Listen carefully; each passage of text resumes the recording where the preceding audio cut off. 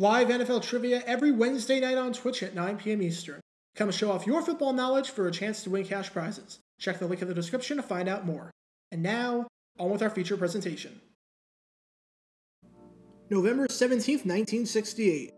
Little did anyone know at the time that this American Football League game between the New York Jets and the Oakland Raiders was going to change the history of television forever. Because it may be the biggest controversy in the history of sports on television, with the Jets leading the Raiders 32-29 with under a minute left in the contest, and the game running past its allotted 3 hours, NBC decided to cut away from the ending of the game on the East Coast so that they could show the TV movie Heidi. That decision turned out to be a bad one, especially when the Raiders came back to score 14 points in the final minute to win it 43-32, leading to mass confusion and mass outrage. I've talked at length about the Heidi game on my pro football channel, Jaguar Gator 9.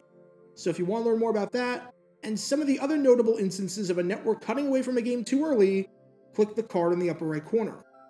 So you would think that something like this wouldn't happen again, right? The backlash would be so severe, and everyone would be fuming, that there's no way a network would, hypothetically, miss an incredible comeback because they decided to cut away from the game to show a completely unrelated program. And that's where you'd be wrong. Because at the 1989 John Hancock Bowl, or the Sun Bowl if you're down with sponsor names, there was a portion of the country that missed one of the best finishes in the over half-century-long history of the game. All because the network decided to cut away early. And this is the story behind what might be the biggest broadcasting disaster in the history of the Sun Bowl. Before I talk about the controversy in question, we need some context to understand the broadcast for the game itself and how it worked, as well as how the game was going. It's December 30th, 1989, and we're down in El Paso for the John Hancock Bowl. Oddly enough, this is not the first video I've done about the Sun Bowl, as if you want to learn more about why the game was moved from its Christmas Eve time slot following an absolute ratings disaster in 1988, in a move that defied all logic, click the card in the upper right corner. But for this game, we've got, on paper, one of the best Sun Bowls in quite some time, because we had two ranked teams competing. This was just the second time in the last 9 years that the Sun Bowl was a battle between two teams ranked inside the top 25. So there was some anticipation going into this one, especially considering the two teams involved in the contest. In one corner, you had the Pittsburgh Panthers, an independent. Pitt was looking for their first bowl win since 1981, when they won the Sugar Bowl. And they were going for it with arguably their best team since the mid-80s, when the program fell on hard times. At one point, they were ranked number 7 in the country, and beat a top 10 ranked Syracuse team. They spent the entire season ranked inside the top 25, and they were coming off of one of their best games of the season, when they went to Ireland and defeated Rutgers 46-29 in the Emerald Isle Classic. As a side note, if you want to learn more about that game, and college football's attempts to play games in Ireland, click the card in the upper right corner.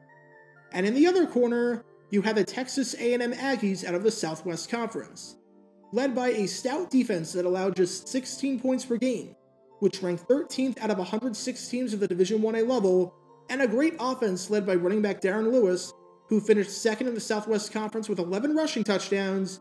The Aggies were having a solid season under the guidance of first-year head coach R.C. Slocum. They finished second in the conference with a 6-2 record, and had multiple wins against top 10 opponents, defeating LSU and Houston. This was shaping up to be a great bowl game, with the whole country getting the chance to watch this game on CBS. That was most of the country, because there was good and bad news when it came to the residents of the roughly 561,000 people living in El Paso, one of the 25 largest cities in the United States at the time. The bad news was that when the game started at 10:30 a.m. local time, if you wanted to watch it on CBS, tough luck. You weren't going to get the game. Now there was a very valid reason for that, and that was the fact that the Sun Bowl was in El Paso, so this was a way to try and boost attendance and incentivize people to go to the game. This was a fairly common practice, and especially since attendance at the Sun Bowl had drawn under 44,000 fans in the past 2 years, falling well short of a sellout, it's not too surprising to see a practice like this. Now that's not to say that you couldn't watch the game on CBS, but if you wanted to watch the Sun Bowl on CBS and you were in El Paso, you wouldn't be getting it until 10:30 p.m., 12 hours afterwards on tape delay, which is not exactly ideal. However, there was a way around it, because the good news was that despite this hurdle, if you were in El Paso, you could watch the game live on TV without leaving your home.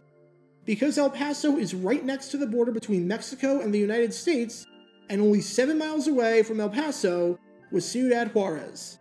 The cities were a stone's throw away from each other, to the point where if you start this video in El Paso and drive down to Ciudad Juarez, by the time this video is over, you might be at your destination. And because of how close the two cities were to each other, and because of how the airwaves work, this meant that in El Paso, you could get the TV stations over the air from Ciudad Juarez. No, CBS wouldn't be televising the Sun Bowl live, but in Mexico, Channel 11, WHCH, would be. No, the broadcasts wouldn't be the same, as you would hear Spanish commentators instead of English commentators, which makes sense, as this is a broadcast for a national audience. But you would get to watch the game live. And for the tons of football fans in El Paso who wanted to watch the game live, but didn't feel like dishing out $12 for end zone seats, or $24 for sideline seats to sit in the Sun Bowl, where it would be 30 degrees at kickoff, and where there would be a 40% chance of rain mixed with snow, this was their best, and quite frankly, their only option. However, when the fans watched this Mexican broadcast, I think they were under the assumption, and rightfully so, that they would be able to watch the whole game. Alas, they were not, because what follows is Mexico's version of the Heidi Game, El Juego de Heidi. This game truly was a back-and-forth affair that was shaping up to be one of the best and most competitive Sun Bowls ever. After the two teams exchanged punts to start the game off, Pitt drove nearly the length of the field, with the drive culminating in a 12-yard touchdown run by Kervin Richards to give Pitt the early 7-0 lead. Then, after the two teams exchanged blocked field goals, which is definitely an odd thing, as you don't see back-to-back drives ending with blocked kicks, Texas A&M drove 80 yards to tie it up, with quarterback Lance Pavlis calling his own number to punch it in from 9 yards out. But after a competitive first quarter, it seemed like Pitt was starting to take control of the game to some extent. At halftime, the Panthers led it 17-10, thanks to a touchdown pass with under 20 seconds left in the half from Alex Van Pelt to Ronald Redmond. And when Pitt got a stop on their opening drive of the second half, and followed that up with a touchdown of their own courtesy of a sneak from Alex Van Pelt, the Panthers had the first two-possession lead of the game, leading it 24-10. Still plenty of time for the Aggies to come back, but they were going to need to find a way to take control of this contest before it got out of hand. And what followed was a great comeback, where the Aggies quickly responded and clawed their way back into the game. Immediately after Pitt scored a touchdown, Texas A&M made it a one-possession game again once Keith McAfee ran it in from 31 yards out on third down to make it 24-16 following a missed two-point conversion. Then, McAfee did it again, diving over the top of everyone at the goal line to score his second touchdown of the quarter and make it a 24-22 ball game. And when the fourth quarter begins and the Aggies force a turnover, they capitalize on the Pitt mistake, with Randy Simmons scoring from 5 yards out to give Texas A&M their first lead of the day, as now the Aggies lead it 28-24. On 3 of Texas A&M's last 4 drives, they found the end zone. And for the first time all day, Pitt was in trouble, and found themselves trailing. With 6 minutes left in the contest, and the Panthers down by 4, we were in for an exciting finish to an exciting game.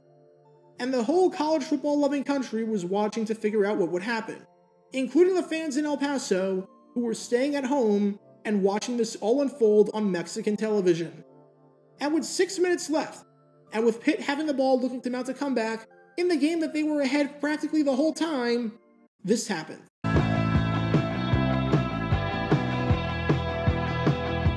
Wait, my bad. How did that clip even get in there? I'll have to fire my editor after this vid. Alright, let's try that again. With 6 minutes left, this happened. Oh, come on now, this is getting ridiculous.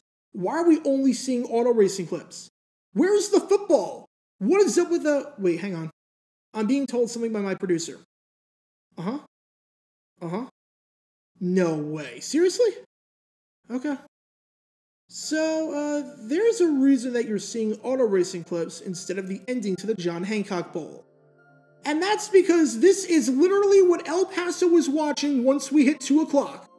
For some inexplicable reason, the Mexican station broadcasting the game, WHCH, decided that they were going to cut away from the ending and stop showing the game so that they could show auto racing. And here's the absurd part, as if this whole story wasn't already absurd. I dug high and low, and I could not find a single auto race that took place on December 30th, 1989 at 2 o'clock Central Time. From all accounts, the program that WHCH was airing was a recap of the 1989 season in auto racing, so it wasn't even a live sporting event. I'm sorry, what? You're telling me you cut away from a live sporting event to show a different sporting event that wasn't even live and wasn't even a sporting event? At least when NBC flipped from the Jets-Raiders game to the airing of the movie Heidi, they had to make a choice between alienating their sports audience or their family audience. Here, WHCH didn't have to make a choice. You've got the sports audience either way, so why are you flipping to something that is objectively the worst decision? That's like if ESPN was airing a Monday Night Football game and they decided to cut away from the ending of that to show the start of a 30 for 30 episode. It's a 4-point game in a top 25 bowl game, and you're cutting away from that to show a tape program about the year in review in auto racing? Here's your review. Cars went fast. Cars went zoom. Cars are speed. Ka-chow. Did you really cut off the ending of a football game for that? And if it was reversed, and you're cutting off a live racing event with 10 laps to go to show the start of a football documentary, it's just as stupid.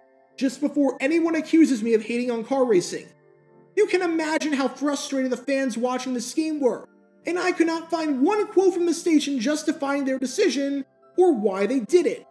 They just made the switch, screwing over football fans in Mexico and at the border in El Paso in the process, who now had no idea how the game ended. And sure enough, when the final whistle sounded, guess who won? That's right. Just like the Raiders against the Jets, Pitt came back and defeated Texas A&M by a final score of 31-28. And if you were watching on TV in El Paso, you only found out about this 12 hours later, when the game aired on tape delay in its entirety on CBS. Somehow, this decision was even worse than if WHCH didn't even air the game at all. At least if it's on tape delay from the start, I can either decide to bite the bullet and go to the game, or can plan 3 hours around finding out how it ends. But with this, not only did I not go to the game on reliance of WHCH airing it, and not only did I waste 3 hours watching it, but now I have to waste another 3 hours watching the replay. But I'm going to be bored out of my mind for 90% of it because I know what happens, but I can't not watch that because otherwise I'll miss the start of the part I didn't see. So somehow, this John Hancock Bowl viewing experience has become an all-day, bilingual affair, which I'm sure is the last thing anyone wants to do on a Saturday. So if you're wondering what college football's version of the Heidi Game was, and if anything similar has happened there, the 1989 John Hancock Bowl is your answer. The 1988 Sun Bowl had the problem of no one willingly watching the game because it competed against the NFL playoffs. The 1989 Sun Bowl had the problem of no one in El Paso being able to watch the game because of some absolute incompetence from a Mexican television station. Because when WHCH decided to cut away from the ending of the John Hancock Bowl to show a taped auto racing special and made a ton of fans miss out on a great comeback in the process, it left a ton of fans in the area screaming 2 words: ay caramba. Get your official Jaguar Gator 9 merchandise by going to jg9shop.com, and be sure to like this video, ring the notification bell, and subscribe down below if you haven't already, as it helps the channel out a lot. And be sure to check out Twitch every Wednesday night at 9 p.m. Eastern for your chance to play NFL trivia and win cash prizes. Link in the description below. Also, special thanks to all of our Patreon supporters for helping out the channel. Your support is greatly appreciated. So you can become a patron and request future video topics in the description below.